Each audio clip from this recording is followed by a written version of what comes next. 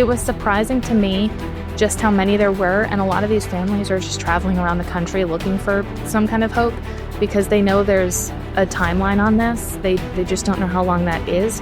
So they're kind of just traveling around looking for what state is going to give them some kind of an opportunity.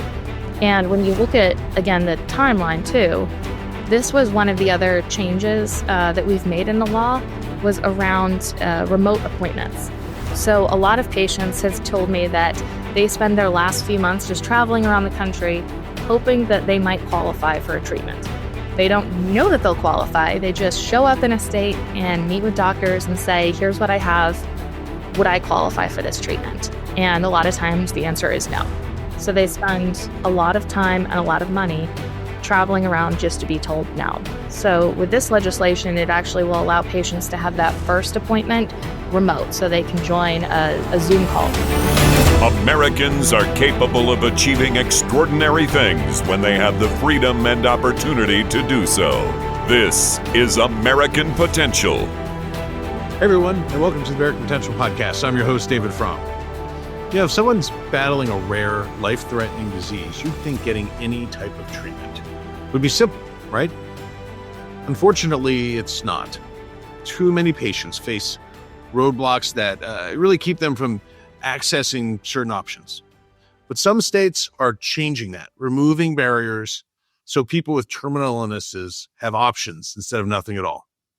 Today, we're sharing the story of one state that passed a right to try bill. And this one hits even closer to home because a former lawmaker who helped make it happen is one of the very patients it was designed to help. I want to welcome Sarah Scott, who's the Deputy State Director for Americans for Prosperity in New Hampshire. And she's going to share this lawmaker's story and also what the bill will do. Sarah, thanks for joining us. Thanks so much for having me on. Thanks. So our listeners can get to know this lawmaker, Michael Yakubovich. Michael, a little better. Share his story and where he grew up. So Michael is a longtime activist for the AFP New Hampshire team, but he's originally from the Soviet Union. So his story started coming over to America many years ago, but his childhood was over in the Soviet Union. So he really had a lot of firsthand experience about what it means to live in a country that's not free. And so he brought that perspective here to New Hampshire. And we first met Michael, I think it's, probably back in 2018, 2019 now, when Michael showed up at our Americans for Prosperity office during an activist training class we had. He walked in the door and said, I care a lot about liberty. I want to make sure that what I saw growing up never happens here. Teach me how to get involved. Wow. So firsthand experience of seeing what a top-down authoritarian place looks like, and he didn't want to see that replicated.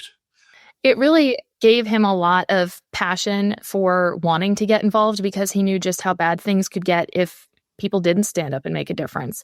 So I've heard him talk a lot about his upbringing there and things that he's seen, and really kind of focused on where we can avoid that slippery slope and making sure that that doesn't come to New Hampshire specifically. So him getting involved with Americans for Prosperity and getting involved in politics eventually led him to run for state rep. What did he do? Well, what did that look like? And what did he do while he was a state rep, especially early on? So New Hampshire has an interesting setup because we've got 400 state representatives here. So when we ask our activists to get involved and take that next step, we're not asking them to just make an extra phone call. We're asking them to run for office. And so that really looks a lot different. Our activists and legislators are really committed and they want to make a difference. Our legislators make $100 a year and they don't have any staff. So they really just are super activists. It's the people that care enough to get involved and want to take more action. So Michael came in and wanted to get involved as an activist. He didn't know anything about getting involved in New Hampshire politics. He never aspired to become a legislator. He came in the door and was like, teach me how I can help. I want to make sure that America stays free, specifically New Hampshire. And so he went through our activist training classes. He got to know a lot of other people in the AFP office, and we kind of became his go-to spot for a lot of things. And he met some other connections through AFP New Hampshire that helped him also to get involved. And so we hit a point where we're like, you know what, Michael, we really need you to run for office. We need you to take the next step there. And so he signed up to run. And from there, he got elected. His first time running, he was elected as a state representative. And he really looked to AFP to be kind of that continuing ally for him.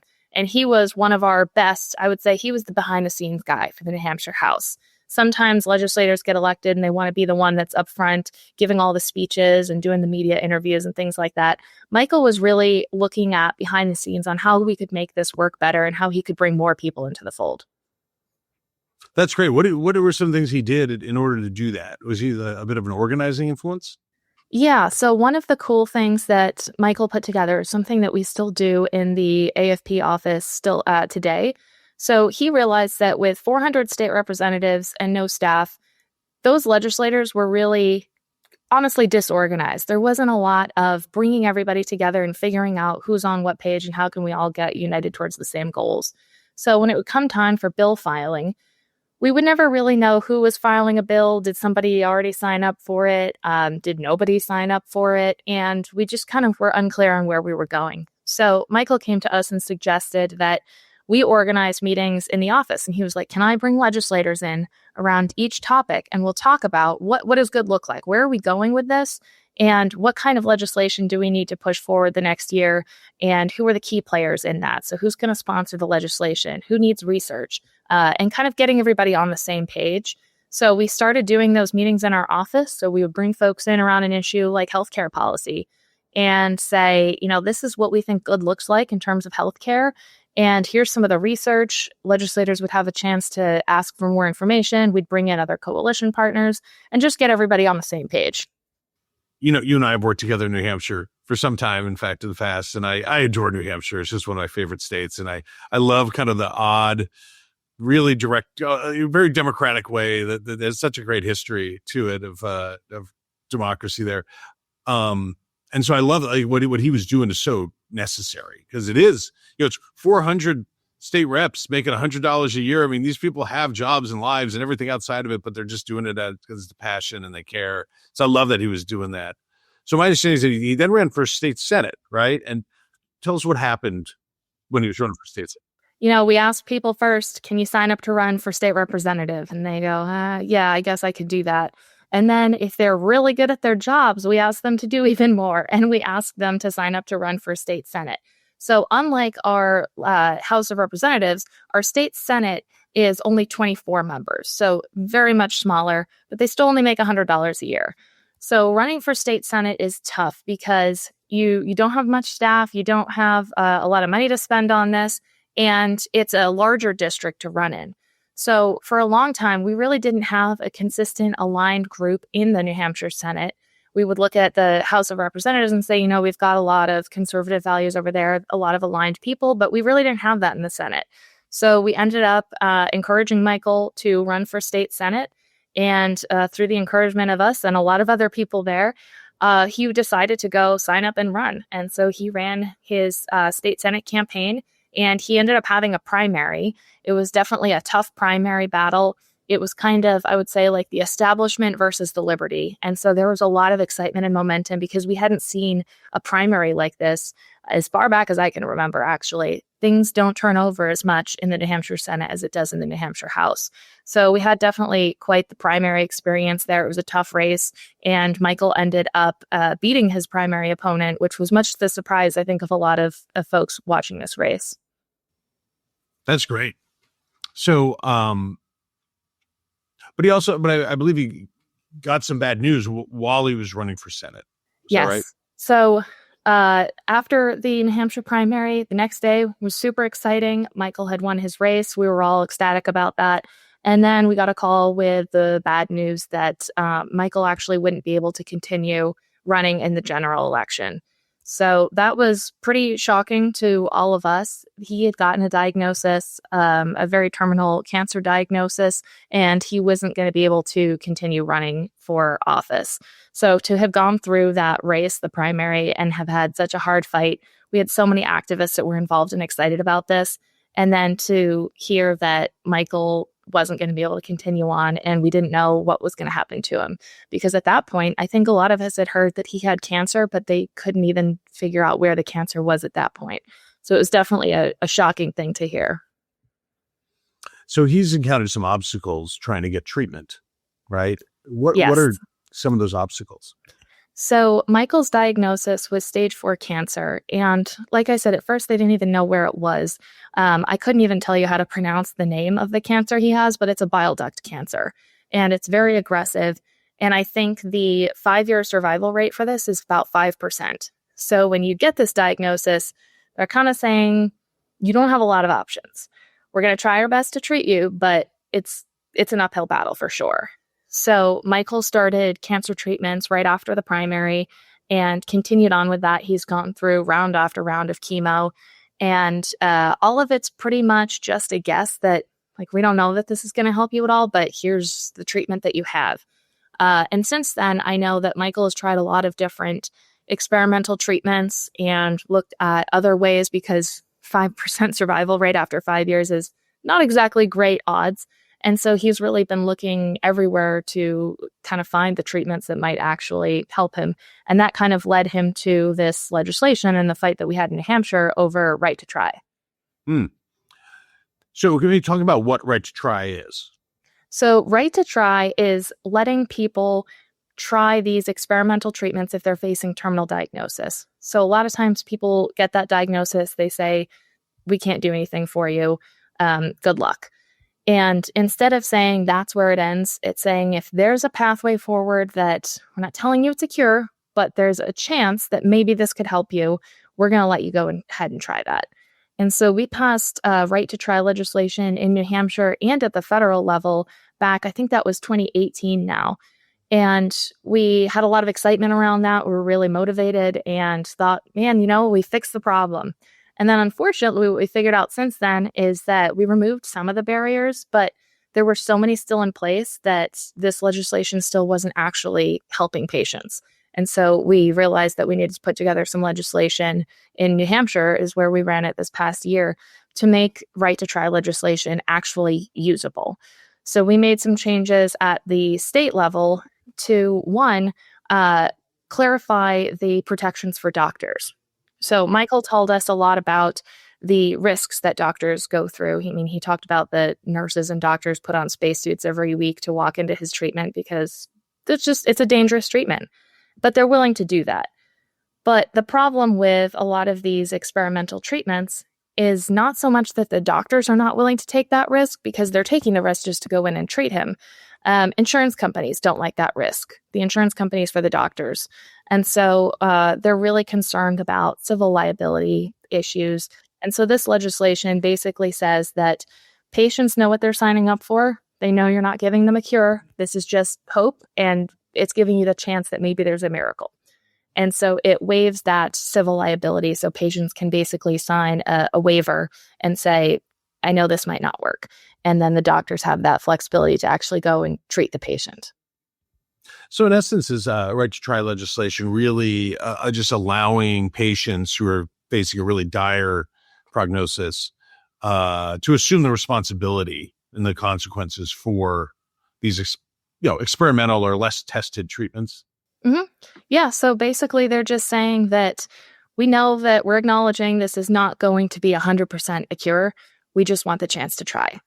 And having that flexibility there, it just didn't exist in the original right to try legislation, and was probably the biggest barrier and the biggest reason that we haven't seen significant usage of right to try since we initially passed it. This was the issue that came up time and time again. I even heard stories of doctors that understand this kind of treatment. And one doctor in particular, I think her husband was sick and they were looking at how to get treatment, and basically told, like, we do see an option. There is an experimental treatment, but there aren't any doctors that are actually able to take the risk to give you the treatment. So seeing the fact that there is hope and we're just putting these roadblocks in the way is just devastating to people. Oh, I mean, it just seems to be so frustrating for that person or a loved one. I mean, if there's any hope, you'd want to aggressively pursue it.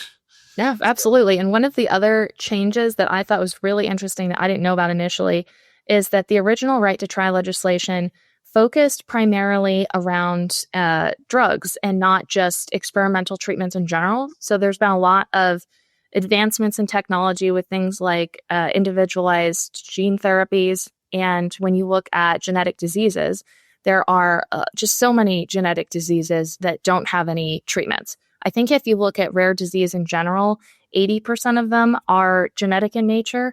And I think maybe only 4 or 5% of them have any kind of an approved treatment. And so FDA approval is a huge, huge cost for companies. It's very time consuming and it's very expensive. So if you have a disease that maybe affects 20 or 30 people, oftentimes it doesn't end up going through that FDA approval process because it wouldn't be profitable for a company. Right. And so this legislation lets you focus more on those individualized therapies too. So we heard a lot from families that have children with rare genetic diseases. So the kids are maybe like okay right now, but we know by the time they hit maybe 8 or 9 years old, it's going to be terminal for them. So it's kind of getting ahead of that and saying that we're going to be able to do these targeted, individualized treatments for them that might help them, might make them live a little bit longer, could even be a cure. We're not sure yet, but we're going to be able to test it out and try. Wow. I mean, yeah, it takes a whole nother level when you even think about it being your kid. I mean, I know that's a reality for a number of people. So as a father, it was surprising to me just how many there were. And a lot of these families are just traveling around the country looking for some kind of hope because they know there's a timeline on this. They just don't know how long that is. So they're kind of just traveling around looking for what state is going to give them some kind of an opportunity. Sure. And when you look at, again, the timeline too, this was one of the other changes that we've made in the law was around remote appointments. So a lot of patients have told me that they spend their last few months just traveling around the country, hoping that they might qualify for a treatment. They don't know that they'll qualify. They just show up in a state and meet with doctors and say, here's what I have. Would I qualify for this treatment? And a lot of times the answer is no. So they spend a lot of time and a lot of money traveling around just to be told no. So with this legislation, it actually will allow patients to have that first appointment remote. So they can join a Zoom call, for example, just to not necessarily to get the treatment, but just to be told, yes, you qualify. No, you don't. Yeah, it's not the way I would think you want to. Well, I mean, you got to rage against this, right? If you really want to try whatever you possibly could. If one of my kids was doing it, we'd travel all around to find whatever hope we could. Yeah. So when this bill was passed this year, what in the lead up, what were some concerns that lawmakers had about it? So I think really a lot of the concern was about if this was necessary, because we had heard a lot about right to try legislation and everybody kind of thought we passed it. We're all set. Why do we need to keep working on it? What's the goal of this? And we really had to go through and explain to people that we did pass legislation, but it didn't work. We removed a couple of the barriers, but there were still some huge roadblocks in the way that meant that patients weren't getting treatment. So it was a lot about issue education and making sure people understood the importance of it too.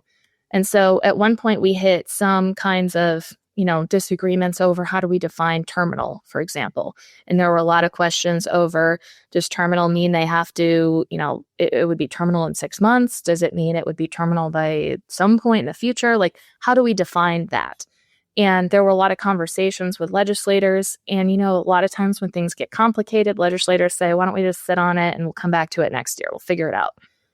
And the thing about this bill, though, is you couldn't put it off another year because that could be a matter of life or death for a lot of people.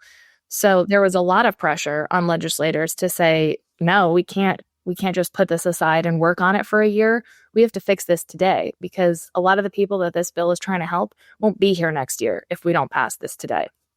So there was definitely a lot of debate over that. Definitely some high tensions because, it's a very emotional issue. And so many of these legislators had a connection to Michael. And so they didn't want to push this out any further. It was definitely one of the higher emotion bills, I would say. It wasn't as controversial as it was emotional. People really were motivated and passionate about passing this. Legislators pass consequential legislation all the time that really affects people's lives, but this is truly a life and death issue in the immediacy. And then when you double down on that, a lot of them are friends of Michael's and colleagues, that it really does take on a lot of meaning. That proximity. It really is just different. I mean, we can say, we're going to wait another year to figure out a tax policy. Tax policy is not going to be a matter of life or death for people if we push it off another year. Or if you're looking at something, dealing with energy costs, another year isn't going to be that big of a deal. But an issue like this is everything.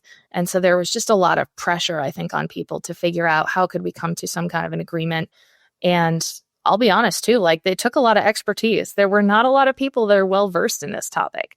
Sometimes when you deal with the New Hampshire House, they don't have staff that can do all the research. So they're relying on their own research. And, this is a part-time job, I guess I would say, for them. Doesn't pay great, but it is a part-time job. And so they're trying to do their own research, and they're really relying on people to share those experiences. So I think this was really where Michael made the biggest difference, because he could give them that firsthand education experience of, this is what I'm dealing with. This is how the system works right now. If you want to make this kind of a change to the bill, this is what the repercussions would be here, and really kind of helped walk everybody through what does this look like in reality. Yeah. Well, what else can be done when it comes to right to try?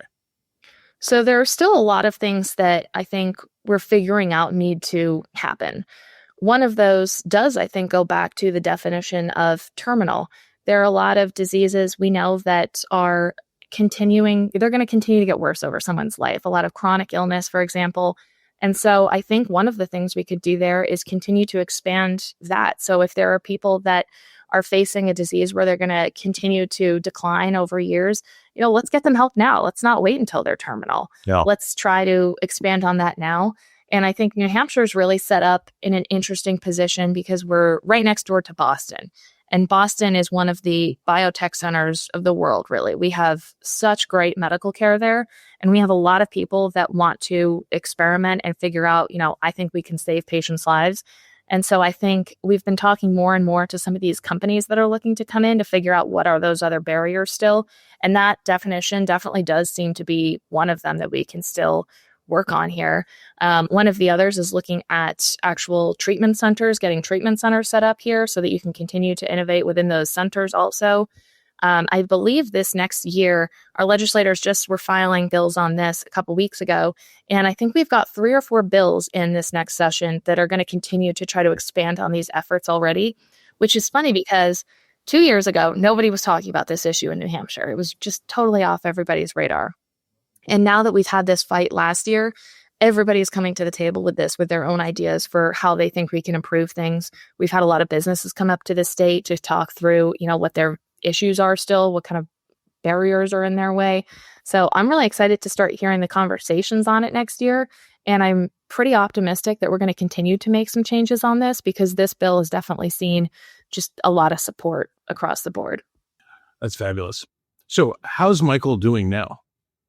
So Michael he's incredible, really. He's been going, and throughout the whole fight last year, he was testifying on these bills. There was one day that I had listened to his testimony, and he explained that he had just had a pretty invasive surgery a couple weeks prior, I think it was. And he still showed up and was testifying there anyways. And he's been continuing to fight alongside all of us on this issue. And he unfortunately missed the bill signing for it. He was getting some treatments there at the time, but he's still around. He's coming to our events.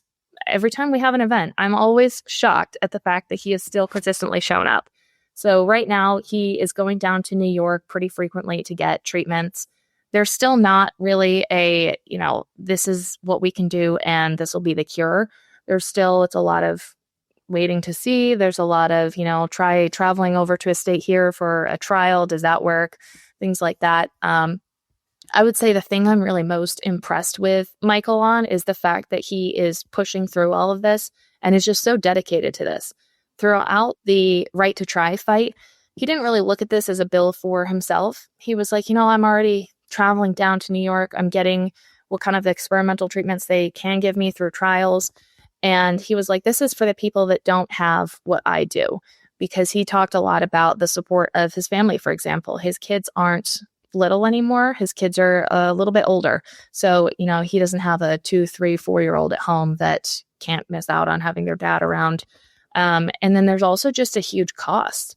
So there are a lot of patients that don't live anywhere near medical treatment. We live right next to Boston. So it's really world-class treatment there. Totally. So he talked a lot about the fact that he saw this as fighting for the people that didn't have the options that he did. And so that was definitely really inspiring to see. He's still fighting. It's definitely an uphill battle for sure, but I've been really encouraged to see how well he's done. Yeah, what an inspiration. I mean, we talk about people who took a step to get involved and then end up changing their state, changing the world, changing their nation, their community. This is such a great example of that, that through his efforts and, those of his that what he touched off amongst his colleagues, hopefully many more lives could be saved that wouldn't otherwise be. So it's a real inspiration, and it's a great story. I'm glad, Sarah, that you could tell Michael's story here. And I really will give Michael the credit for this bill. I mean, he was the one that was looking up definitions of how can we find compromise between this legislator and that legislator on how we define something. And at the end of the day, he was the one that ended up giving everybody a definition that they could agree on, which is the definition of terminal, which is funny that we have to even argue over this kind of a definition. But he was the one that was able to come up with something that everybody could agree on. And it was information that none of us would have had. It was stuff that he knew from his own experience. And he was dedicated enough to fighting for this that he went out and talked to the right people and got everybody on board. That's great. Well, thank you to you and your team for partnering with Michael. And thanks again for telling us this story and sharing it with us. I hope Michael just keeps up the fight and we have a great outcome. He loves telling this story to everybody. So I think he'll be really excited to hear that we've been able to talk about it. And I really appreciate you having me on. Yeah. Thanks, Sarah. Always a pleasure. Thanks. Thanks. Hey, folks, if you like this episode and would like to stay connected with the podcast, be sure to like and subscribe to our channel, as well as following us on Facebook, Instagram, and YouTube. And always remember, freedom and liberty are easily taken for granted. Don't take it for granted. Go out there and defend freedom and liberty. Thanks for joining us, and we'll see you on the next episode. Thank you for listening to American Potential. You may listen to more stories from Americans working every day to expand freedom and opportunity in their communities by visiting AmericanPotential.com.